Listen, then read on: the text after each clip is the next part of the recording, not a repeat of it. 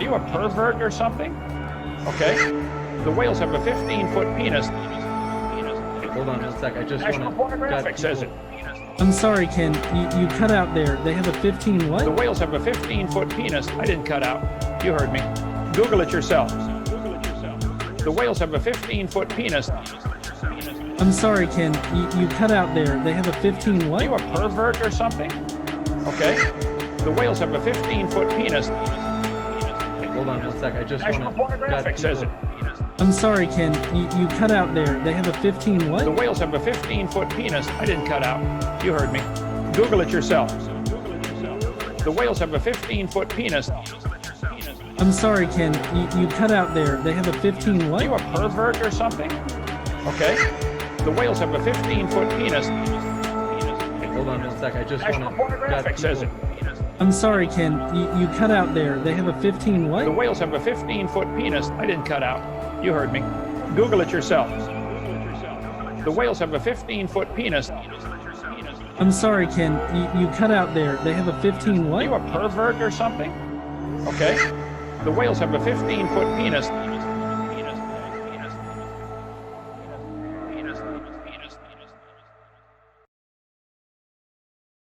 What is up, heathens? How y'all doing? So, I feel like you guys need a little bit of an explanation for why we're so late tonight. So, kind of middle of the day today, Casey called me and was like, hey, there's this whole Star of Bethlehem thing they're doing at the Planetarium at the Space and Rocket Center. You want to go see it? Because it's supposed to be like trying to find the Star of Bethlehem in the Matthew story. And like trying to affix it into history, right? Like as if this shit actually happened. And so it's quite interesting because the thing started off with a fucking preaching session. The guy, the director of the planetarium, had a pastor write up about what was it, like a 3-minute like little script at the beginning that he wanted read before it, and it was pretty preachy and everything like that. And of course the entire show ended with not exactly getting to an answer, but supposing that it was a nova as opposed to a supernova. Apparently there was a nova at that time that nobody in the area recorded, but there were some vague recordings in like Korea and China or something like that. But anyways, it ended with being reminded of what the reason for the season is. And you know what the reason for the season is? Could it be axial tilt? Fuck no. It is a baby Jesus in a manger. Anyways, so it was quite interesting. I wouldn't necessarily suggest it. I mean, it had some pretty cool like constellations, and it went through all the different excuses for the Bethlehem Star. Personally, I don't think that the Bethlehem Star was ever a thing. I think they just made up the entire story. Anyways, so are you guys ready for the video tonight? I hope that you are, because we are going to be debunking the Hydroplate Theory in the entirety. So we have a video that was suggested by one of you heathens. We're taking a look at it. We're going to break it down minute by minute. We're going to talk about why he's wrong, why he's pulling shit out of his ass.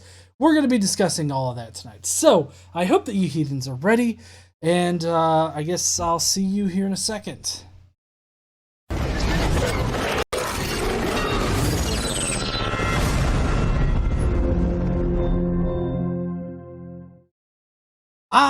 But first, as you all know, we have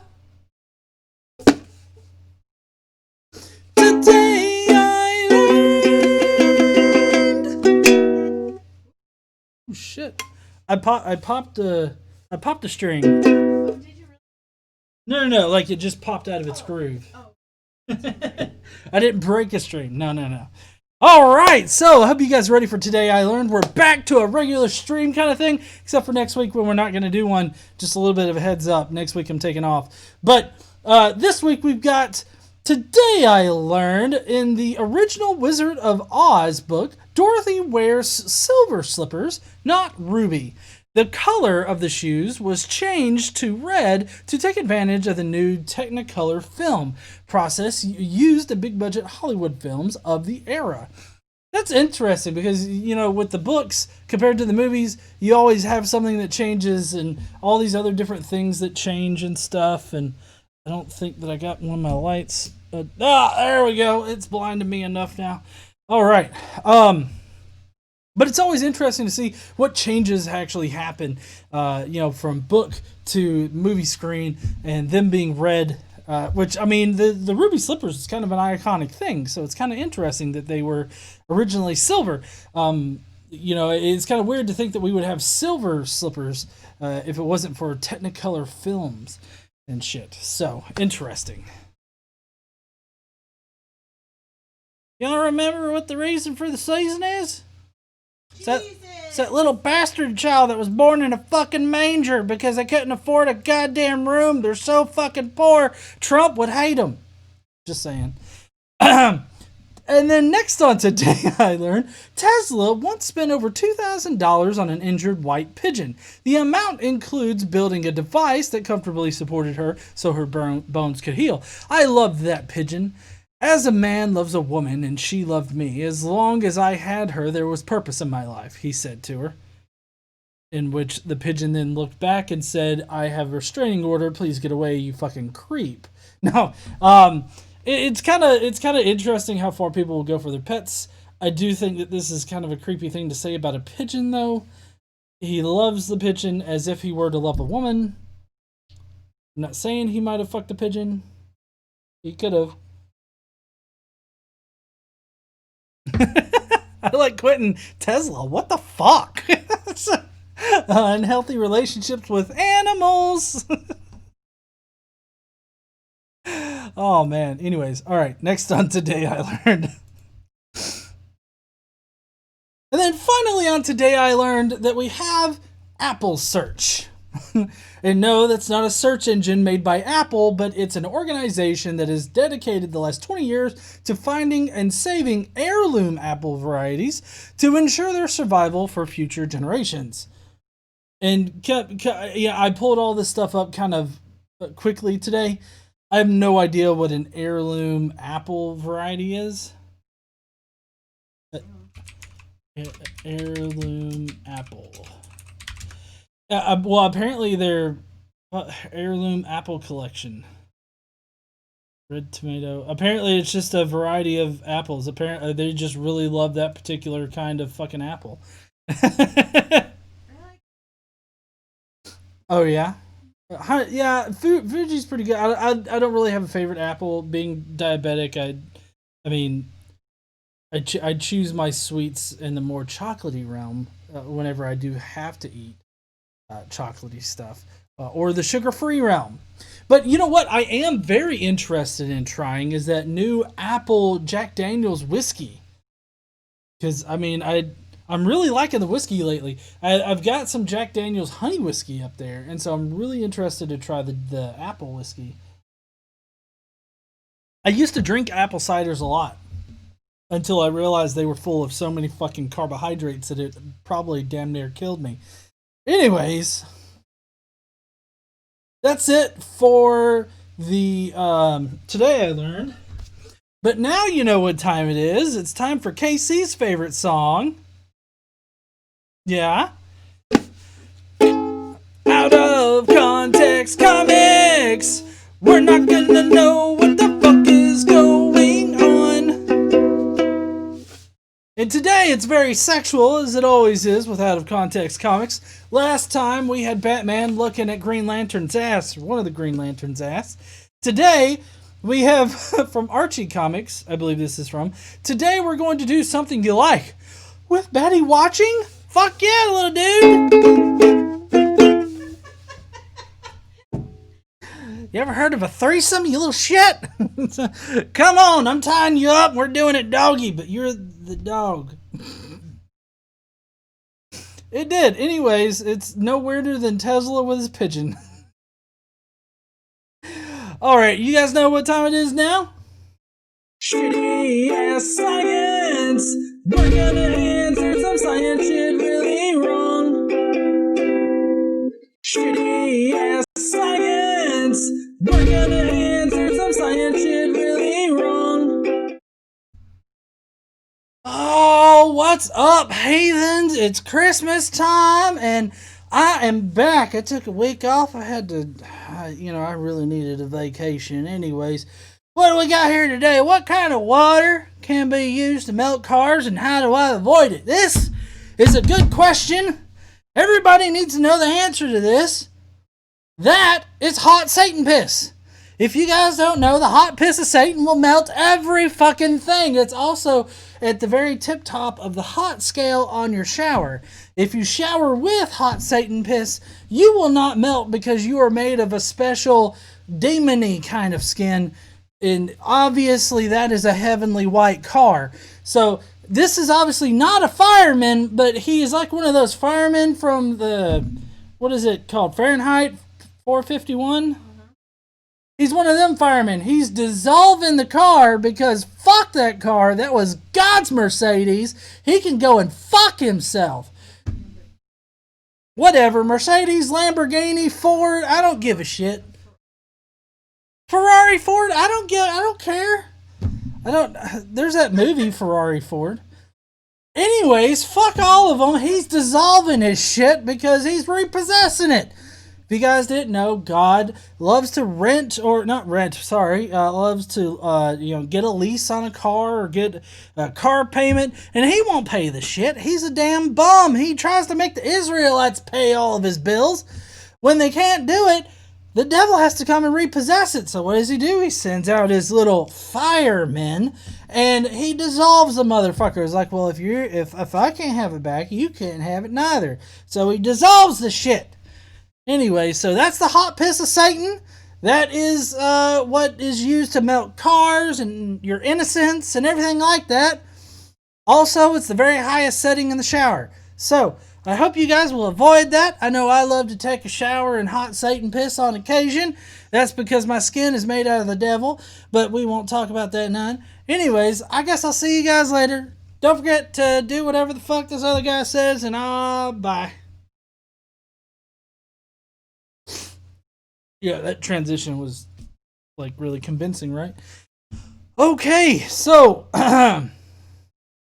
this is just funny. There's nothing really to say about it. It's not hot Satan piss, but, it's still pretty fucking hilarious. And the firemen. I have to say, once I actually learned the story of Fahrenheit 451, it was pretty fucked up. Just in general, I'm just saying. No, honey, I didn't learn the story by reading it. Because I was not that kind of student at the time. Now I read books. It's on our book. I like to read. Yeah, I mean, I've got enough things to read, so I'm good. She offered to let me read it because it's on our bookshelf, but I mean, I watched a couple of the movies. Oh my god. It's way more better, guys. That's what KC said. The book is way more better. Anyways, all right. Now we've got this fucking clusterfuck. Which I have to say that if I didn't already have, the time tonight where I had somebody try to think up natural explanations for supernatural fucking shit. This entire video is that. So we're looking at a defense of the hydroplate theory from the originator himself, Dr. Walter Brown. Now, this hydroplate theory has been around for a while, actually. Ranging from the mid-90s is when, or I think early 80s, actually, is where he first published his book and his theory on it. He's never allowed it to really be, meticulously criticized or looked at or anything like that. He just presents his shit and then it's just like, fuck you if you don't believe me. Sorry, I got an itch. So what this theory does is basically it tries to think up a natural explanation for a supernatural event. That supernatural event being the flood, the global flood that Noah supposedly experienced in Genesis. And it's just really fucking weird because you have a supernatural event and they want a natural explanation for it. That shouldn't make sense, and for them it supposedly does. We got a super chat from Drew's Book Review saying, crap, I forgot to leave a Skeptic Mafia comment, so just dropping in to say hi, then I have to go right back to work. Talk to you later, GEKC, and Merry Xmas. Merry Christmas to you too, Andrew. Oh fuck, I said Merry Christmas, now I'm gonna go to hell. Oh shit, I said I'm gonna go to hell, that doesn't exist either. Now, whale dick enthusiast Kent Hovind also uses this particular theory in his slides, and this is how they're going to set up Dr. Walter Brown. Okay, just think about it for a second. This is how they choose to represent him. Be that hidden within this simple description, the answers to the skeptic's most difficult questions may be found. Having served as director of one of the United States Defense Department's major research and development laboratories, Dr. Walter Brown comes with an impressive list of credentials and credibility.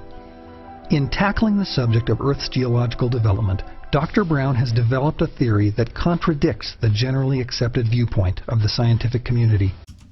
Okay, so this is how they choose to set him up. I have yet to find out what DoD research and development organization or lab that he was supposedly the head of. What I did find out is that he does have a doctorate in mechanical engineering, and he used to work for the Army and the Navy. And he retired in 1980, and then after that point, he became the president or whatever of his own organization called like Creation Science something or another. But like I said, he does have a PhD, so he is actually a doctor in mechanical engineering, but he doesn't actually have anything that would give him the expertise to really develop this theory completely. But they set him up as an authority, and that's where the disingenuous nature starts in this entire thing. So right off the bat here, starting off from a very disingenuous point.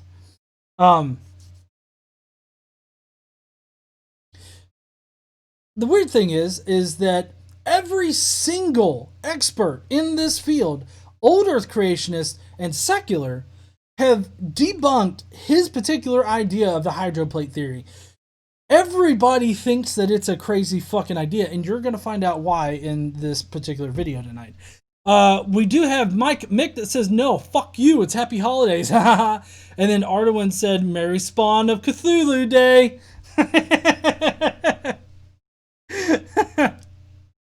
All right, let's see what else he's got to say.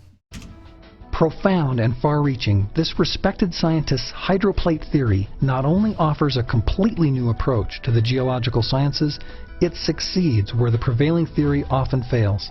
It simply and logically explains some of the Earth's most profound mysteries.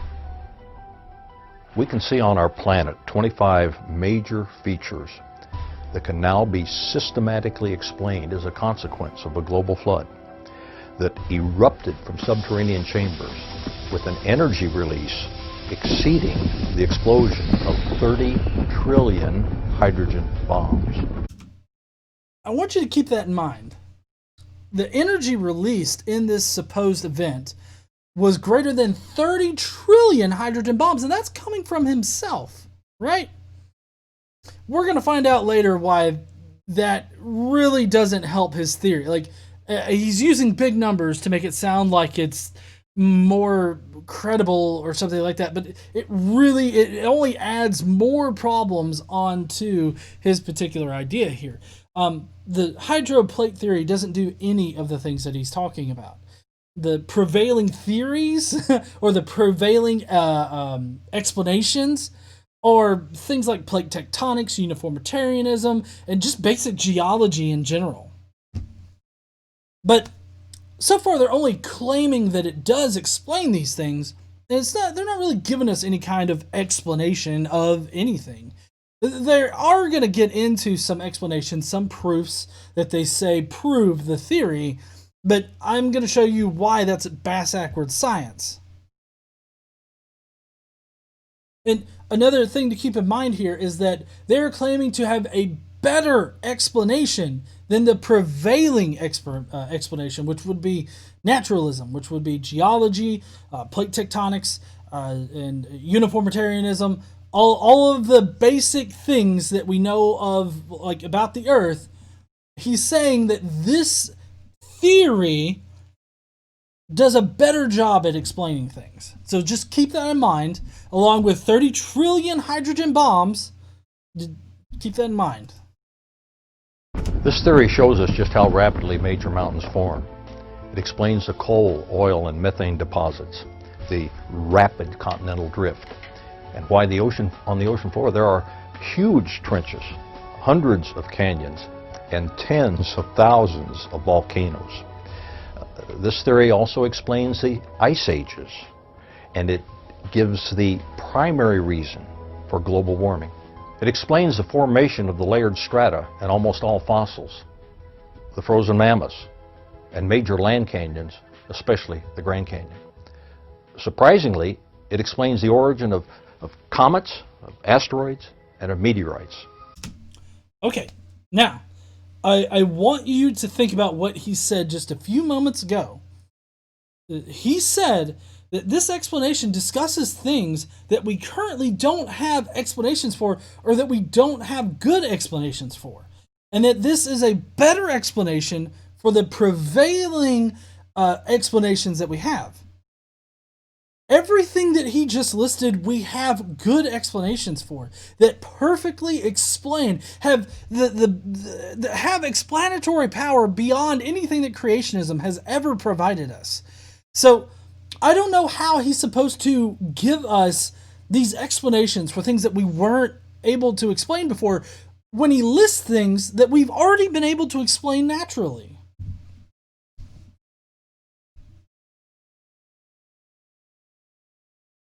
And I mean, they really can't list any phenomena that this hydroplate theory is going to be able to explain better, because literally it can't explain, like, it can't better explain things that we already have an explanation for.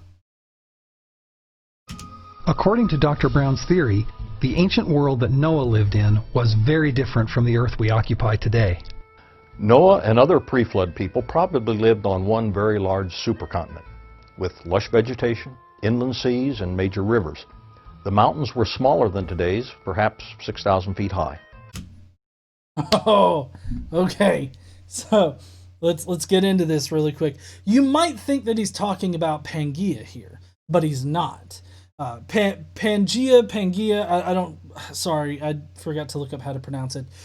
Anyways, that particular continent was smaller than the one that he's talking about, because you got to understand, the one that he's talking about, it covered so much of the Earth that the water on the Earth was really just these big lakes, right? That's what they amounted to, was just big lakes. So this supercontinent covered all of the Earth with just big lakes that were resting on top of it, right? Also, shit, I don't have these linked, but I will have them linked after the show.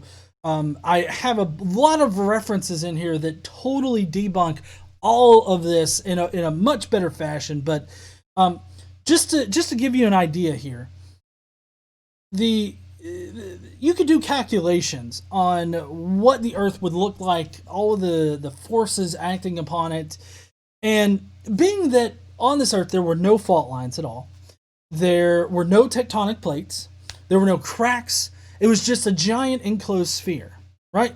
That's all it was. Mountains would be impossible in this situation.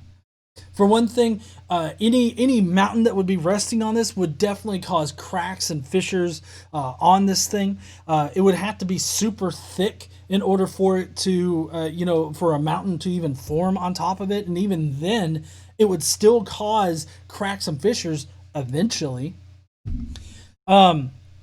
They say that mountains would be like 6,000 kilometer or 6,000 feet high, but but these mountains just simply couldn't have existed on this particular version of the Earth. And And all this boils down to is a special pleading argument, because what he's saying here is that reality operated differently prior to the flood. That the earth was a perfect spherical sort of egg that existed, and it didn't operate by the laws of physics that we have now. The laws of physics that happened, or that were in existence prior to the flood, are completely different than the laws of physics that happened after the flood. And you would think that he would maybe have some evidence to suggest that this is the way things were, but he actually doesn't. All he's saying is that, oh, it had to be this way because the Bible says that it was this way. So therefore, it has to be that the laws of physics operated completely differently. So it all boils down to a special pleading argument. Before the flood, about half the Earth's water was in interconnected chambers, about 10 miles below the Earth's surface. This formed a thin spherical shell, almost a mile thick. The pressure in the subterranean chamber had been increasing for centuries because the gravity of the sun and moon produced tides in the subterranean water that lifted and lowered the Earth's massive crust twice a day. This tidal pumping added gigantic amounts of energy to the subterranean water. This increasing pressure in the subterranean water steadily stretched the crust as a balloon stretches when the pressure inside increases. Failure in the crust began as a microscopic crack that grew in both directions at almost 3 miles per second. Okay, so just stop him right here. I don't understand how these underwater waves would have built up a lot of pressure. I also don't understand why he thinks that the sun and moon would have such an effect on these underwater oceans that he just claims to exist, and why, even if they did, why would it cause the pressure to build up? I mean, that would, I guess his claim would be that the friction of the water on the crust and everything like that was causing heat or something like that. But I do have to say that this guy goes a lot farther than even Kent Hovind, because I couldn't get Kent Hovind to tell me what was causing this pressure from underneath. At least this guy has some kind of explanation for what caused the pressure to be there to cause the water to, try to force its way out from underneath the crust. But you have to understand something. That this pressure that he's talking about that eventually caused the fracturing of the crust from its perfect shell nature to what it is, not now, but what it was when the fountains broke open and spurted water everywhere. You have to understand that this pressure has to be so great that it shoots water out 17 kilometers in the air, because what he's got is a 10 kilometer thick crust. And then you got 1 kilometer of water. So this pressure has to push out from the very bottom of that layer all the way up, which 6,000 foot because of the mountains, right? So you have to go the 11 and then 6 more, 17 kilometers. So this has to be enough energy to push all of that water out from underneath the crust, covering the earth, right? There's a pretty big problem with that. No, not just one. But as we'll see, that the amount of energy required for this, to push the water out, before the water even reaches the surface of the earth, it would be vaporized. And then it would, after that point, it would be going so fast, which, by the way, in the links that I'm going to provide, if you look, the water is going to be traveling at over 500 kilometers per hour. The escape velocity of Earth is 11 kilometers an hour. So this water would be jettisoned off of the Earth, out of its gravitational pull, and the Earth would just fucking explode. And we'll get a little bit more into that. But basically what this boils down to is special pleading winning again. It's always special pleading because, it had to work, especially because the laws of physics just didn't operate in the exact same fashion. The crack, following the path of least resistance, encircled the globe in about 2 hours. As the crack raced around the Earth, the overlying rock crust opened up like a ripped and a tightly stretched claw.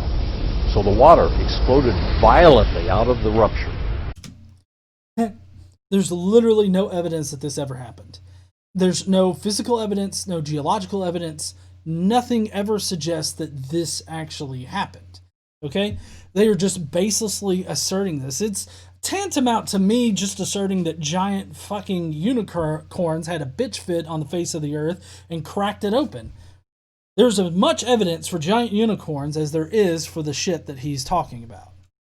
The Bible even gives us a precise date, the 600th year of Noah's life, on the 17th day of the second month. On that day, all the fountains of the great deep burst open.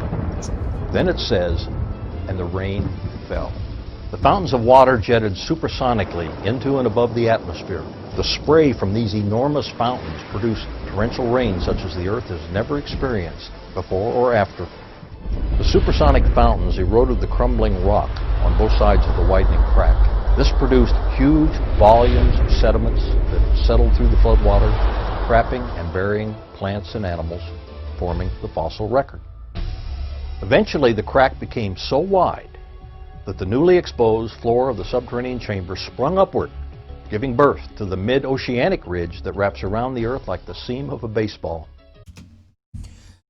So, like I said before, the amount of energy that he's talking about here would just jettison the water completely off of the Earth in a water vapor form. So there would be no, like, forming these clouds in the skies, causing torrential rainfall down on the Earth. Because it would be going so fast, which I think before I said kilometers an hour, I meant kilometers a second. But it would be going over 500 kilometers a second, which the escape velocity from the Earth is 11 kilometers a second.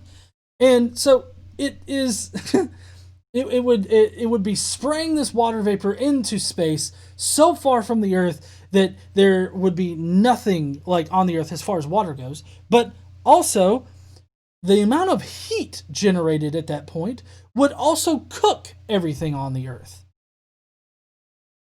It would, honey. Thank you for pointing that out. It would blow off the atmosphere. It would cook the atmosphere. Actually, if just 0.001% of the amount of energy and mass that would have to be ejected from the Earth to do the things that he's talking about, it would instantly cause the atmosphere to increase by 3,000 degrees Celsius. And that's just 1/1000th, if I'm getting my decimals right, 1/1000th of the amount of energy required for this. It would cause the atmosphere to increase by 3,000 degrees Celsius. So it doesn't make sense. Also, this whole mid-Atlantic ridge forming thing, there's no evidence that suggests that the way that he depicts it as happening happens. There's no physical evidence. There's no geological evidence. So it's just, again, baseless assertions that this is how it had to happen. He's starting from his conclusion that waters erupted from the fountains of the deep and all this other stuff, just like the Bible says, with its quote-unquote ultra-specific like dating method. He's starting from there. And then he's like, well, this explains that. And he's going about it in a bass-backwards way. The continental plates, with lubricating water still beneath them, slid downhill away from the rising mid-Atlantic ridge. After the massive, slowly accelerating continental plates reached speeds of approximately 40 to 50 miles per hour, they ran into resistances, and like a runaway crashing train, they compressed, crushed, buckled, and thickened, rising out of the floodwaters. This is why the major mountains are generally parallel to the oceanic ridges from which they slid. Today's major mountains were all pushed up in hours. The hydroplates, in sliding away from the mid-Atlantic ridge, opened up very deep ocean basins into which the floodwaters retreated. This theory of Okay, so this, if you couldn't already like taste the pseudoscience in this video, it kind of really stands out here because convincing pseudoscience is rooted in a little bit of reality, right? And that's what makes it believable. The reality here is that mountains are indeed pushed up from the surface. But the pseudoscience part here is that continents were traveling at 40 to 50 miles an hour and buckled and shrunk and pushed up and then created mountains. There's no geological evidence for this whatsoever. You literally don't have to try to prove this wrong because he doesn't have any evidence that actually suggests that this happened. Also, the amount of energy from the friction and all this other shit that would have been generated at the continents traveling at 40 to 50 miles an hour, any water that was left on the earth would have been evaporated because the amount of energy created in that would have just been ridiculous. Not to mention the fact that after these fountains opened up, the earth would have been totally obliterated. Now, I think he's going to get into this here in a minute, but he claims that meteorites and asteroids and all of the other planetary bodies and everything like that, well, I guess really just comets, asteroids, and trans-Neptunian objects are created from this particular situation, right? Which all of the comet and asteroid material and the TNOs, the trans-Neptunian objects, all of that material would be 100 times more than what the Earth currently has and what the Earth has ever had. So it doesn't make a lot of sense. Again, they're special pleading their way into their whole idea. They're starting from their conclusion and they're saying, it explains it because of this. And they're just baselessly asserting that it worked that way and saying that laws of physics didn't matter at that time. They operated differently. So you have to wonder, at what point do you find yourself just being like, well, the God did it that way because that's the way that he wanted it done, just isn't a very compelling argument. It starts getting very repetitive after a point, and it's not satisfactory. A massive worldwide catastrophe in antiquity appears to support the biblical story of the deluge in every detail. But what other evidence exists to support this amazing theory? This is an example of bass-backward science. You see, here's the problem. What he does is he starts with his conclusion, what I've already said. He starts with his conclusion. The Bible says this happened. And so then he's like, well, what other evidence can I find that supports this? That's not how science is done. That's not how the scientific method actually operates. But this entire video is made under the guise that it's some kind of scientific explanation for a supernatural event. How you would actually do it is you would have a hypothesis. Let's see, what was the hypothesis that I wrote down? A worldwide flood occurred thousands of years ago that wiped out all life on Earth except for one human family. So then, taking that hypothesis, you would look at observations, and you would look at the evidence and say, well, what does my hypothesis not explain? What breaks my hypothesis? And you see, that's where he goes backwards. Because he's not looking for things that will potentially disprove his hypothesis. What he's looking for are only the things that support his hypothesis. He's going to bring up a number of examples here soon, and you're going to see exactly what I'm talking about here, that he's bass-backwards in how he's going about proving his whole idea here. In 1970, I predicted that large pools of salt water would be found beneath major mountains. That prediction has been confirmed in several ways, by gravity studies, by seismic studies, and by electromagnetic studies. A paper published in the April 2001 issue of Science magazine announced the discovery of an electrically conductive layer under the Tibetan Plateau. The article suggested that such high conductivity at depths of approximately 10 miles could be achieved by a layer of aqueous fluids, some 1.6 kilometers thick and containing 10% brine. In other words, salt water. Just how big these subterranean layers of water will turn out to be, no one really knows. But the article points out that the conductivity is evident across the entire Tibetan Plateau. Okay. This is proof of what I just said right here, because what he's doing here is he's looking for evidence that supports his conclusion, right? And he doesn't care what the actual evidence is. He's just looking at basically the abstract. He notices a few key words there, and then boom! He's talking about salt water in the mountains. I predicted that we would find this. It's like, oh shit. You mean we find water in the ground? Oh god damn, what were those dowsing rods used for? Wanted to find water in the fucking ground? We already knew, like, that's not a new prediction. Like, that's not really a prediction that is any kind of worthwhile thing for your particular theory, because that same prediction is on the prevailing explanation as well. So you're not really setting yourself apart here. I did find the paper that he's talking about, though, where they found an aqueous fluid underneath it that conducted electricity.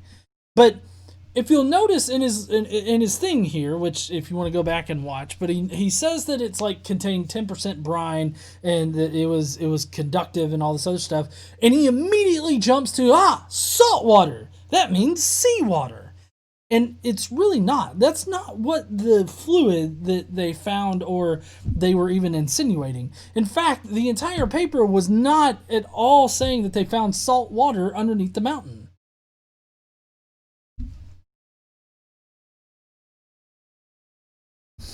But even so, even so, this does not prove that there was a 1 kilometer layer of water over all of the Earth that contained this salt water, and then that exploded out. But he's setting this up as evidence that supports his idea because he's doing science in a bass-backwards way. Recently, even more evidence to support Dr. Brown's theory became available. On March 22, 1998, a group of boys playing basketball in Monahans, Texas, narrowly missed being struck by a 3-pound meteorite that crashed to the ground 40 feet from where they were playing. The police were notified, and 48 hours later, NASA scientists cracked the meteorite open in a cleanroom laboratory. What they discovered inside stunned them all. The meteorites contained salt crystals and liquid water. The NASA scientists who investigated this meteorite believe it came from an asteroid. That's unlikely, because asteroids in the vacuum of space cannot sustain liquid water, which is required to form salt crystals. It's also too cold and there's too little gravity. Earth is the only body in the solar system that can sustain liquid water on its surface. This demonstrates the enormous power of the subterranean supercritical water. So again, they're looking for evidence that supports their conclusion, right? So they find any little scientific thing that they can find, they read just a basic overview of what they found, and they make conclusions based on that. Like, the idea that water just simply doesn't exist elsewhere in the universe. Like, at all. In fact, we've been finding more and more water on, like, asteroids and meteorites and everything like that. So, I mean, it doesn't mean that these meteorites came from Earth, or that the asteroids were created from this great upheaval on the Earth. All it means is that water exists elsewhere, and this water just so happened to be on the asteroid. Let's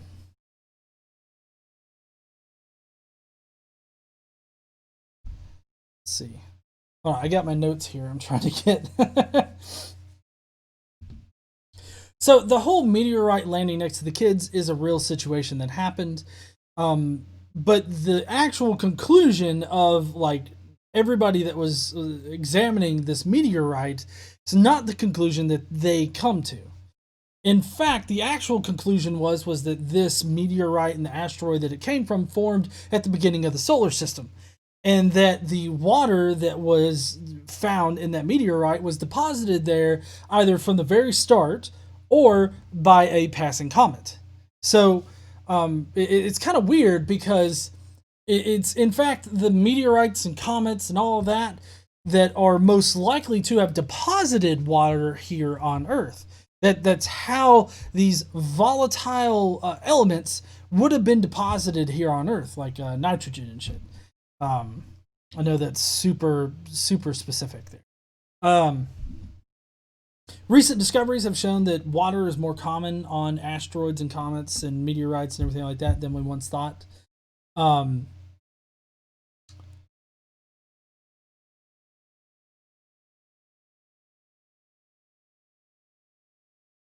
What his hypothesis doesn't actually explain is why we even find water on these comets and meteorites and everything like that. Like, we shouldn't be finding water on these things if his idea is correct, because if you remember, the amount of energy required to eject all of this stuff, which, just to repeat here, is 100 times more than the current mass of the Earth. In order to eject all of that matter and all of the water, it would have had to have been moving so fast that, one, the energy required would have caused the water to vaporize. Number two, it would have also caused this vaporous water to be ejected away from the Earth. Why does he think that water was stuck to these meteorites and everything, moving as fast as they were away from the Earth? Like, his explanation doesn't actually explain anything.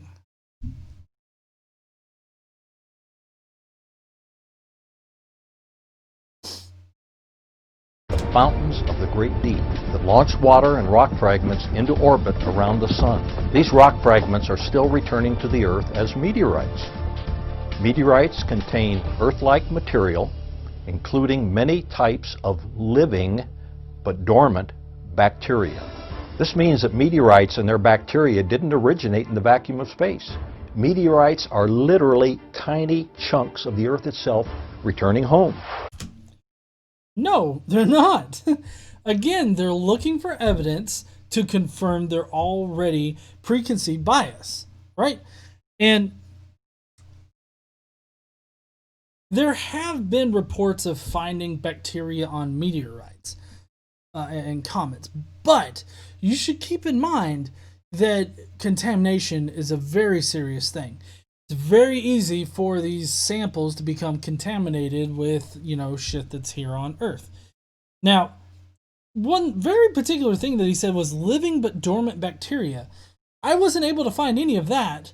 I was only able to find evidence of somebody claiming that there were fossilized, like bacteria, like microfossils or whatever.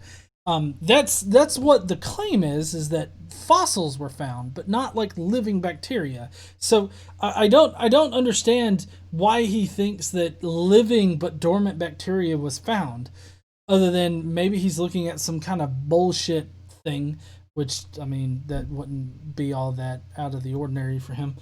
But the contamination of a sample, if you were to find like living but dormant bacteria on a piece of meteorite, contamination is far more likely than extraterrestrial life. So you kind of have to get over that particular hurdle. But you see, the one thing is that this last proof and the one before that assumed that like elements in these meteorites only exist here on Earth. That there are no other elements anywhere else out in the universe. It all just originates from the Earth. That's very ridiculous, because I mean, it's been plainly obvious how long the Earth has been here through radiometric dating and all that, and it's also plainly obvious how long the universe has been here. So to think that the Earth has been the only place to have all of these materials is just really fucking ridiculous. They're basically jumping to a conclusion without sufficient evidence. Scientists are also scratching their heads over another recent discovery. On the Koala Peninsula in northern Russia, they have created the world's deepest hole, extending to a depth of 7.5 miles. At this depth, what they expected to find was a layer of basalt, Earth's most common type of volcanic rock. What they actually discovered was something entirely different. The hole didn't reach the basalt underlying the granite continents, but to everyone's surprise, they did reach hot, salty water flowing through crushed granite. Geologists are mystified, but the hydroplate theory provides a simple explanation. No, it doesn't. Once again, they take a scientific article, they read the basics about it, and then they make assumptions based on what they think they understand, right? The kernel of truth here is that the Koala super deep hole or whatever, that was an actual thing. It did make it over 7 miles down. And what he's not going to tell you is that after 6 kilometers, they actually found fossils, which was surprising as well. But also, they misread, like when they did their seismic readings to figure out what the makeup of the Earth was right underneath it. The seismic readings said that it was granite and then basalt.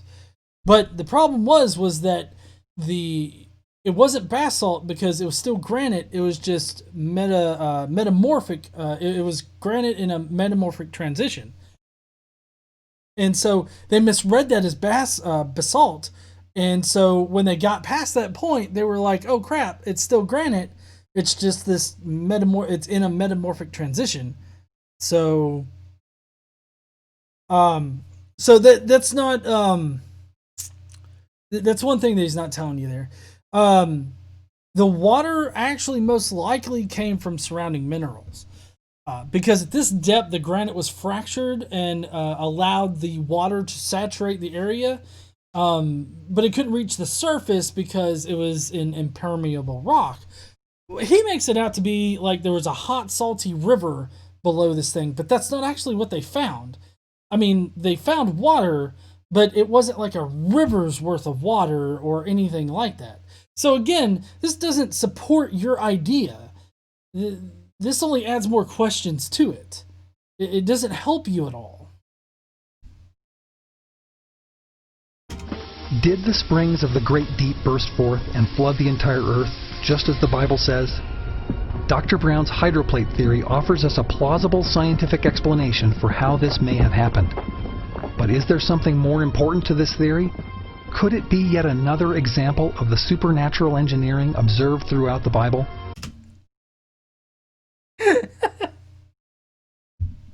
Okay, here's what I don't understand. You're inventing an impossible natural explanation for something that you claim is ultimately supernatural? This is fucking incoherent.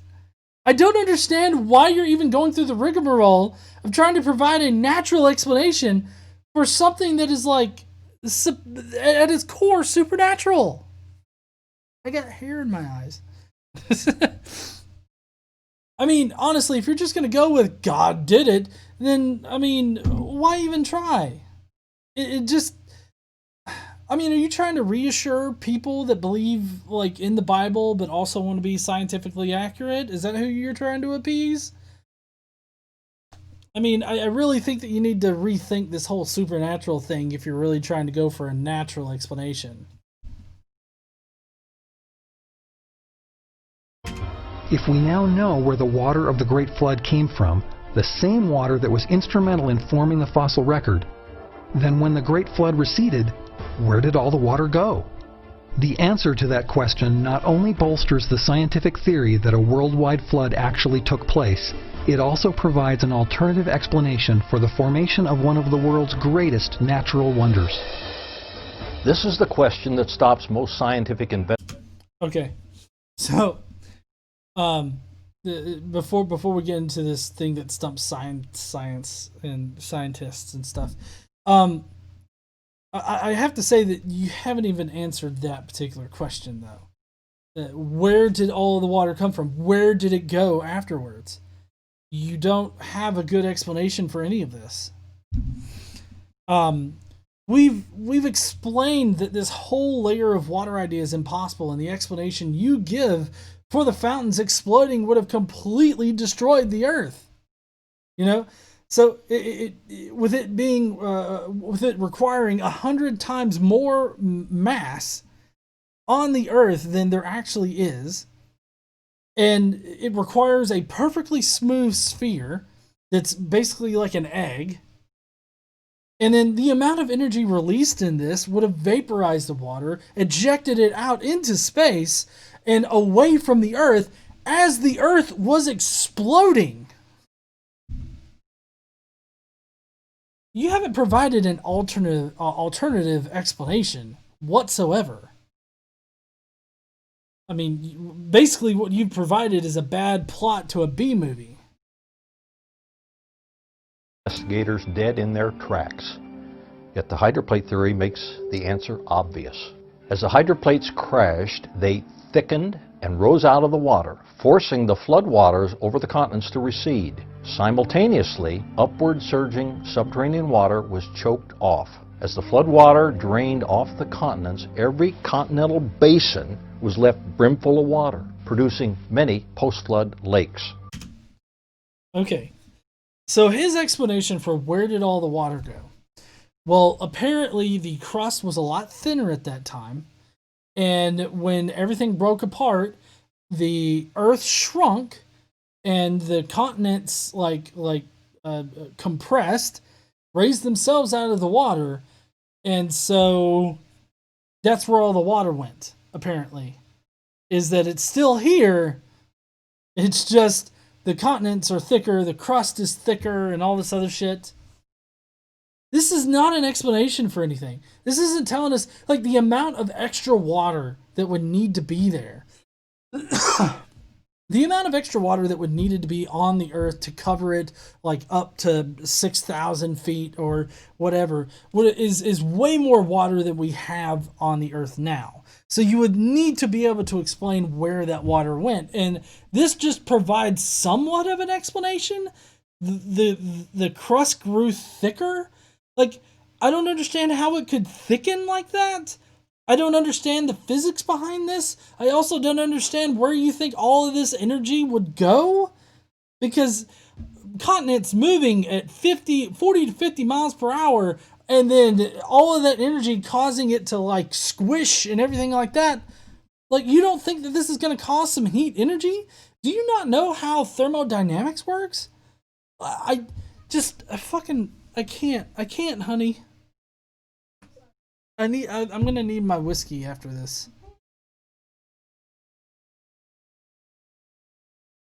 But anyways, so this right here is supposed to be the question that stops scientists, right? He starts out this entire portion right here with, this is the question that stops most scientific investigators. So he says, and I want you to understand the question or whatever that he's talking about here, and that's, how the fuck did mountains and lakes form? Like, that is seriously what you think stops scientific inquiry? How did mountains and lakes form?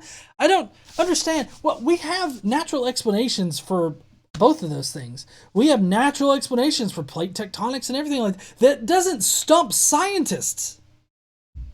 Uhan Roderick says, in the studio, had to stop by and say, love you guys. Thank you, Uhan. I hope you have a great Christmas, because I don't know if I'll be seeing you before then, but Merry Christmas, everybody. Happy holidays. I know I'm going to hell for the saying the Merry Christmas thing. I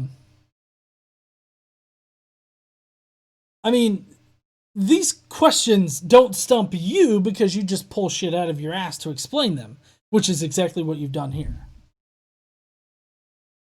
During the following centuries, some lakes breached their boundaries by either spilling over their rims or undercutting their banks. The rapid, catastrophic discharge of these lakes, much like the collapse of a large dam, carved canyons. Several centuries after the flood, two very large ancient lakes, Grand Lake and Hopi Lake, sitting on top of the high, rising Colorado Plateau, breached their boundaries and carved the Grand Canyon in just a few weeks. The massive canyon was not carved by the relatively small Colorado River over millions of years. That river is a consequence of the carving of the Grand Canyon. Can the residual waters of Noah's flood account for the amazing natural beauty of the Grand Canyon? Yes. Or, well, no, not Noah's flood. Sorry. Oh, shit. Honey, I accidentally scratched something and I'm bleeding. Yeah, I'm sorry, could you get me something? Sorry, I'm leaking again.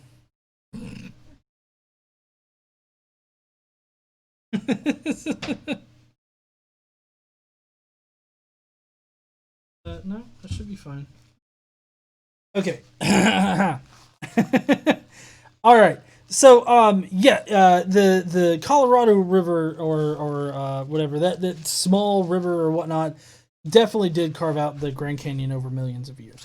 To suggest that Noah's flood is the only explanation for that is ridiculous. Again, this is supposed to be something that stumps scientists. Like, this is something that our current natural explanations cannot explain, but yet we have natural explanations for it. And he just pulls it out of his ass that the Grand Canyon was carved in a few weeks by a giant fucking river or something like that.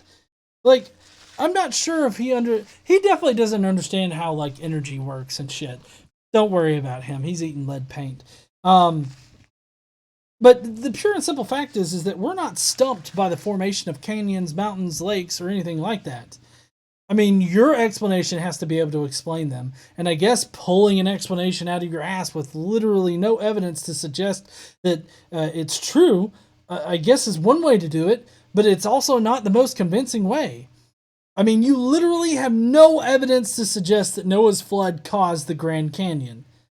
And I just have to say, citation fucking needed for saying that the Colorado River couldn't have carved out the Grand Canyon in a matter of millions and millions of years.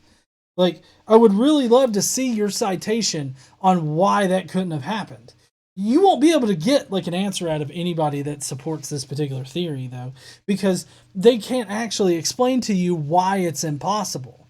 Other than the fact that they don't believe in deep time, they reject radioactive decay, and all this other shit. So, I mean, until you can provide actual evidence to suggest that the Grand Canyon was formed in some other way, the prevailing theory is always going to be a better explanation than whatever can come out of your brown star. If Dr. Brown's theory is correct, then the Grand Canyon was carved only a few thousand years ago, and nearly every geology textbook needs to be rewritten. One has only to look at the Earth's anomalies to see that the hydroplate theory provides a far better explanation of the Earth's present condition than the other more prevalent, well-propagated, but highly implausible theories. So, I like how you went from being, like, definitively saying that the Grand Canyon was formed by Noah's flood to, if Dr. Brown is correct, like, that seems to be like an almost 180, like, change in direction there, right? Because you were so sure before, but now it's if he's correct. But also, I have to ask, what anomalies? What anomalies? What anomalies do we not have explanations for right now? Everything that you have listed in this entire video, we have natural explanations for that are better than your fucking pulling it out of your ass kind of theory or explanation, whatever the fuck.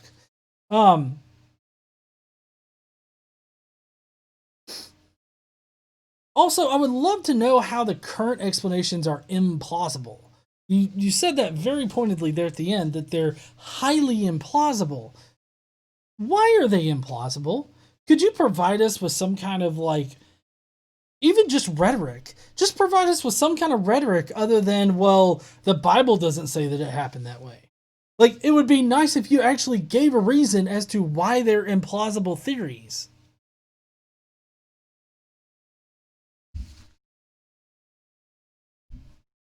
But even if you were correct about this, science would indeed change because of the new information that we have learned, and therefore science will still be correct. Were key geological markers, like the Grand Canyon, formed over millions of years? Or did they come to be within the short time frame of Noah's flood? The hydroplate theory, which supports the story of Noah's flood, says it was the latter. If that is true, what better example of supernatural engineering could one ask for?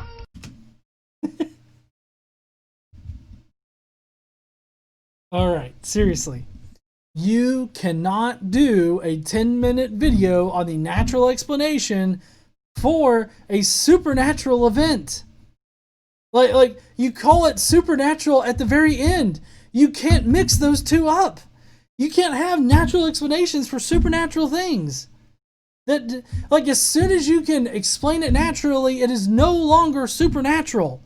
So this is a contradictory statement. It's so internally contradictory, it's incoherent for you to say this.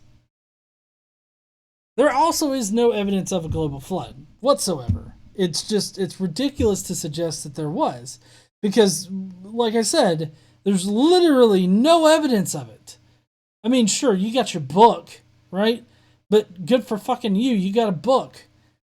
Geology holds more weight than a fucking book. Alright. That's going to be it for the video tonight. I hope that you heathens enjoyed this debunking of the hydroplate theory.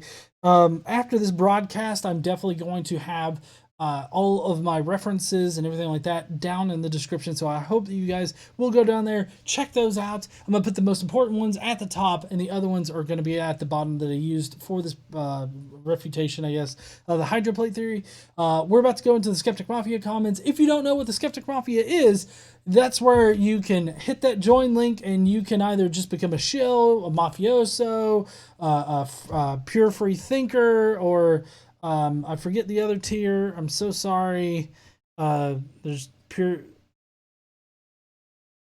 Oh yeah, you can get emojis and all that other kind of good shit for the mafioso level. You can have a podcast and everything like that. So, yeah. If you want to join. You can leave a comment if you join at the mafioso level.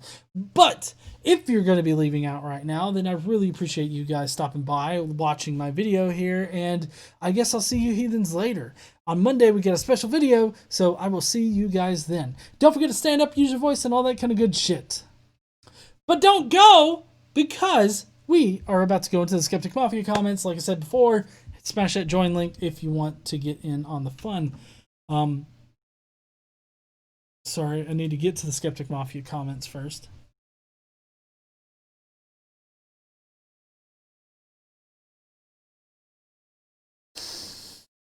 Skeptic Mafia. They leave their thoughts and shit.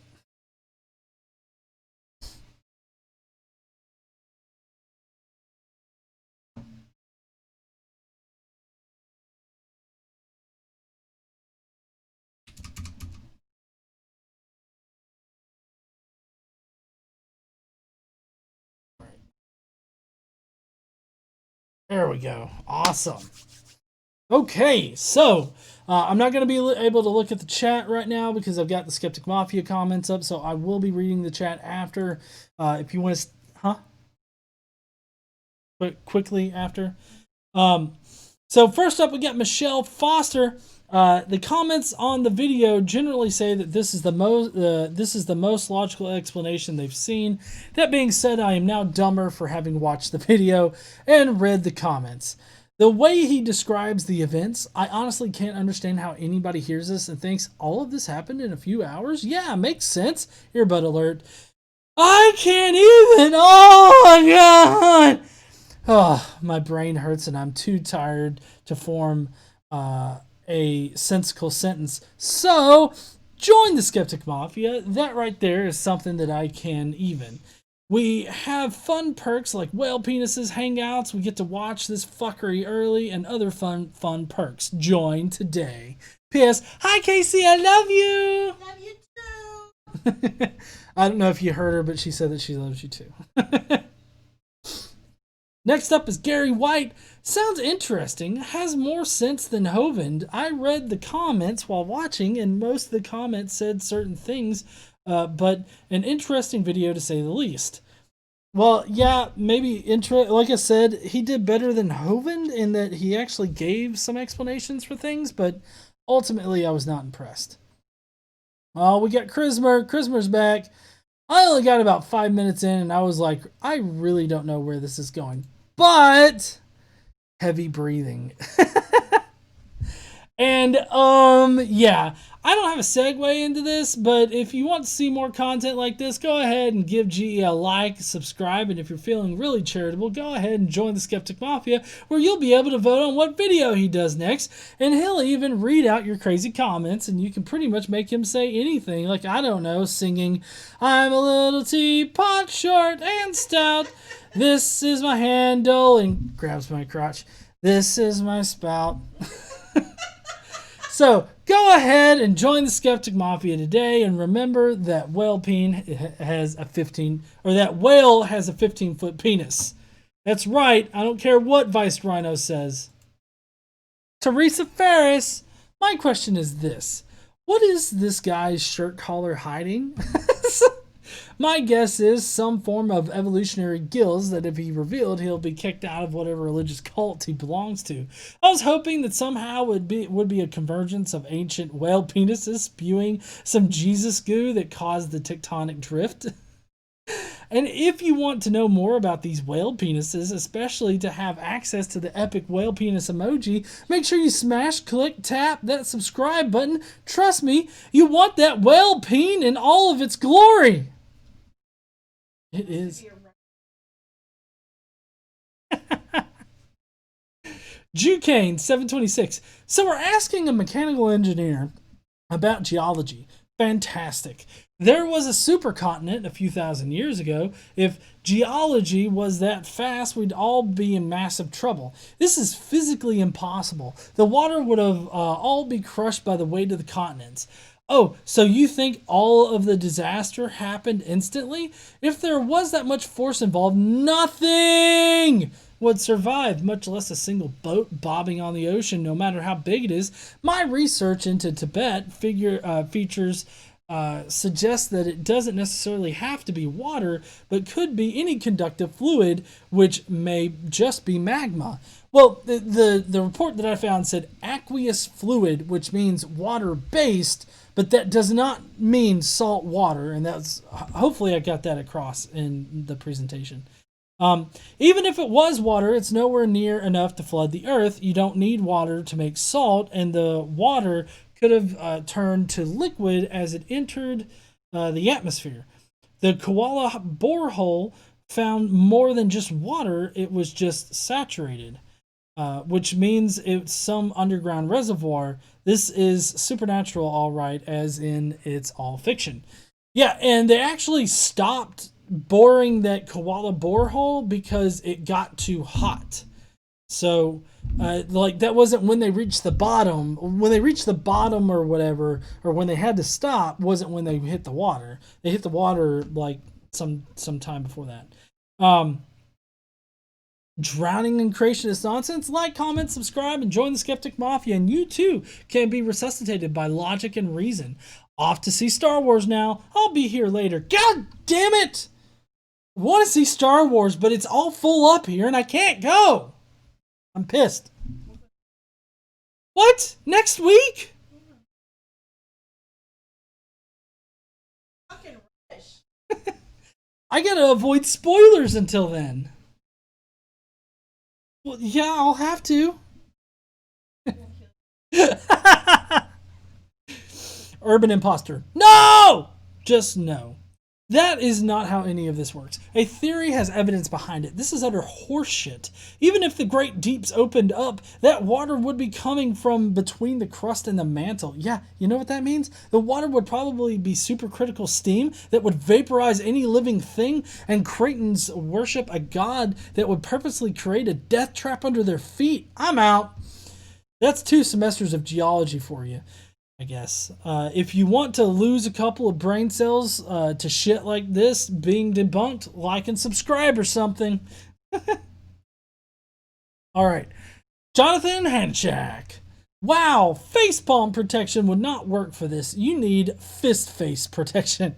And now for my shilling. Miss KC, I truly do miss your alternative facts. Skeptic Mafia, hope you guys have a great holiday. To all the heathens out there, don't get into much trouble. And remember, do Do not drink and drive. Please just be safe. Godless Engineer, please throw on a generic shilling here. Good night. Have you guys subscribed yet? I don't think that you have. If you haven't, smash that subscribe button that's below this video right now. Oh, I think you're Today I Learns. Those are No, I don't think they meant alternative in that way. Trickster, hi. My name is Dr. Brown, and I'm gonna throw a bunch of speculation and unfounded guesswork to explain away many years of scientific proofs that are most reasonable and backed by actual evidence. Hey, did you know that the supercontinent Pangaea was still around in the supposed time of Noah about 4,400 years ago? Of course I have no proof of this to show you, but it's true. Believe me, would I lie to you? Did you know that there were no volcanoes until the flood? Yep, that's true. What? You want evidence of this?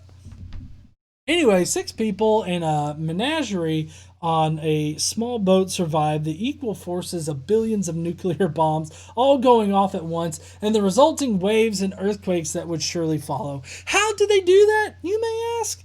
Well, hey, did you know that meteors don't come from deep space, but they were thrown into space by the same forces that were tearing the Earth apart? Yep, no proof of this either, but trust me, would I lie? Hey, still don't believe me? I have this book I can let you have that doesn't explain anything, but I will tell you, again, the unfounded evidence of what I'm saying.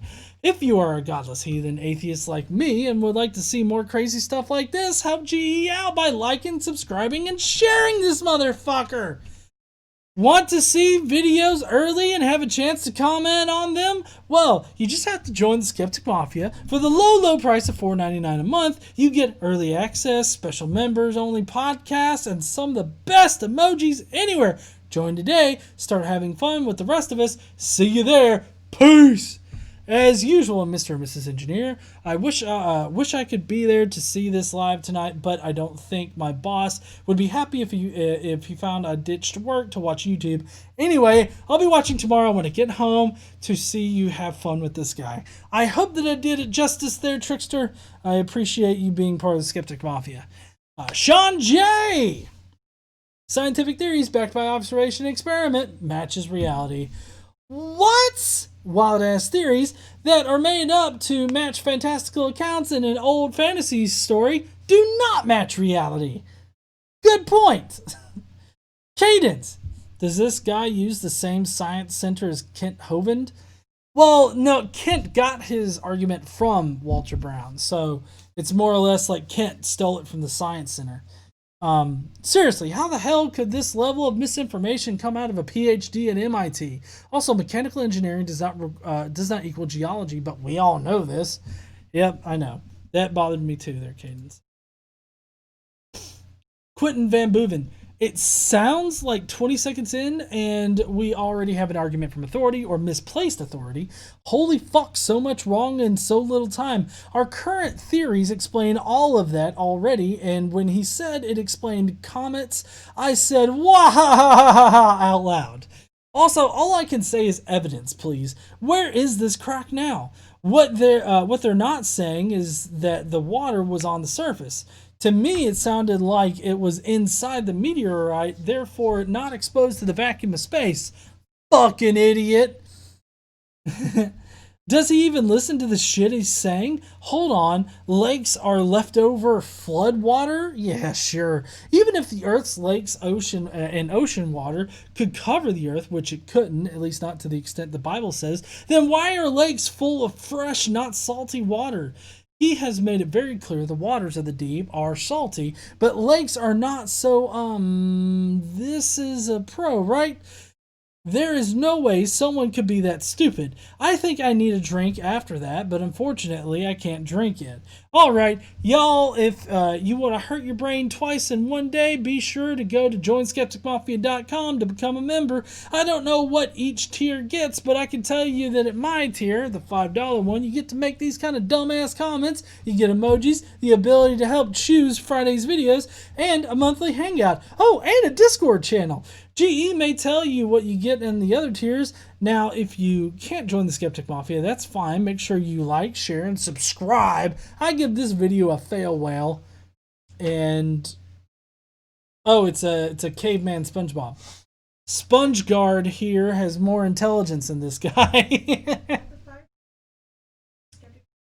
Yes, you do. At the $5 tier, you get Skeptic Mafia podcast. At the $1.99 tier, you just get the emojis you see in the chat. Plus, you get a nice little icon next to your name indicating how long you've been a member of the Skeptic Mafia.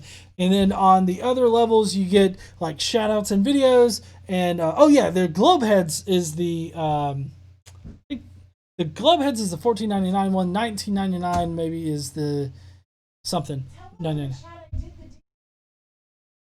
Oh yeah, they KC did the ding for the fucking idiot part. Honestly, I got nothing this time, but I still want to take this time to wish everyone wonderful holidays. I love this community. Never forget to stand up and use your voice, like and subscribe, and become a Skeptic Mafia member. I'll talk to y'all later, and I hope your 2020 is going to be Jesse Lee Peterson voice amazing. You okay, hon? Okay. Hellbound, let's see, we just got Hellbound Hillbilly and Uhan Roderick left. Hellbound Hillbilly, if this putz wasn't trying to sell this bizarre conspiracy theory as evidence, it would make a pretty good setup for a golden age youth sci-fi novel about to really get the silliness intended here. The rest of this should be probably read in sort of a 1940s radio drama announcer. The Galactic Council carefully observing the inhabitants of the Earth, deciding if they should be brought into the Council with the civilized people or destroyed like vermin set to infest the galaxy. With the rise of creationism and the Flat Earth movement, the Council draws closer to a decision, but first sent out a warning to the scientist Walter Brown, who promptly misinterprets this warning for the future as a version from the past. Which brings us to our hero, a mild-mannered engineer, spending his spare time calling out these purveyors of misinformation, pointing out inaccuracies, misunderstanding, and outright lies, pushing back the help of a diverse gang of skeptics who called themselves the Skeptic Mafia. Do your part to help stem the tide of bullshit by joining the Skeptic Mafia today. That was fun.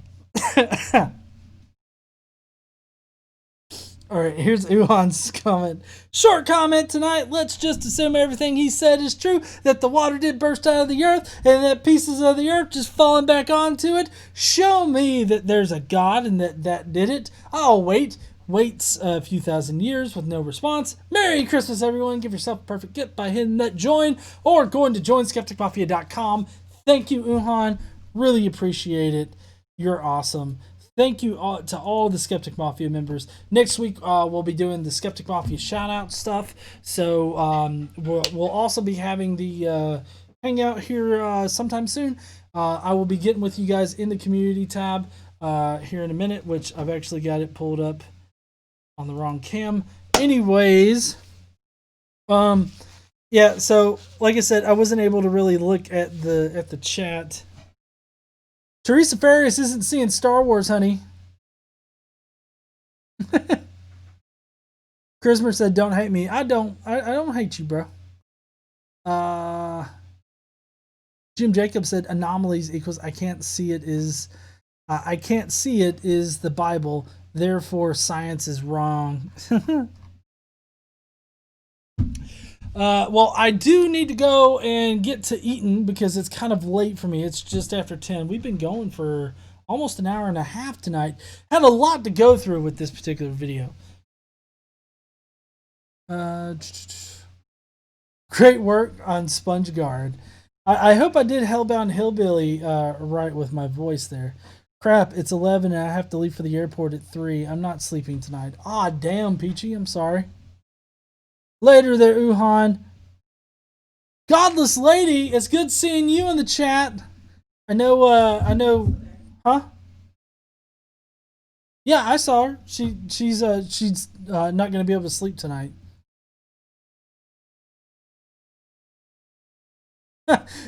Godless Lady misses the devil next to her name. Gary White, I'm a big Star Wars fan, Godless and Dre. I can't wait to see the new one. Yeah, I can't wait to see it either, although I don't want to see spoilers. I'm not going to see spoilers. Like, I don't want spoilers. Like, I've been trying not to hear spoilers. See you later, Arduin. I'll see. I think I'm gonna just see you guys later. It's time for me to go. Y'all have a nice night, a nice weekend, a Merry Christmas. If I don't get to talk to you guys before Christmas goes on, next week we kind of have a short week. Monday we have a special video that I don't want to blow the load too quick. And then Tuesday we have virgin birth myths. We're going to be going over all of the different virgin birth myths and what it means to be born of a virgin. So I hope that you guys will tune in next week. I will see you guys later. Y'all have a lovely night. And don't forget to stand up and use your voice. Bye, heathens.